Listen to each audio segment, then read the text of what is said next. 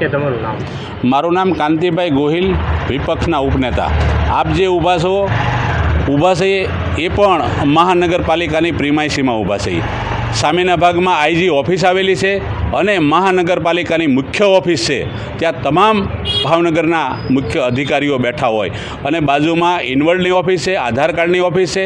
એની સામેની ભાગમાં આજે મોંઘી દારૂની બોટલો, અસંખ્ય બોટલો પડી છે.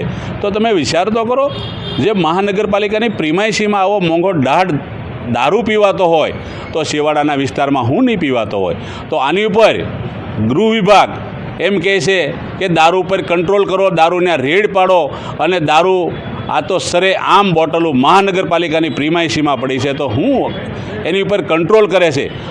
વિપક્ષ તરીકે મારું કહેવું છે કે જ્યાં કાંઈ આવી કચેરી હોય, જ્યાં લોકોની જેને કહેવાય આવતા જતા હોય, અસંખ્ય લોકો આવતા હોય, આધાર કાર્ડ છે, ઇન્વર્ટ થતા હોય અને ત્યાં જો આવ્યા દારૂ પીવાતા હોય આવી જાહેર જગ્યામાં, તો બીજે શું ન પીવાતો હોય?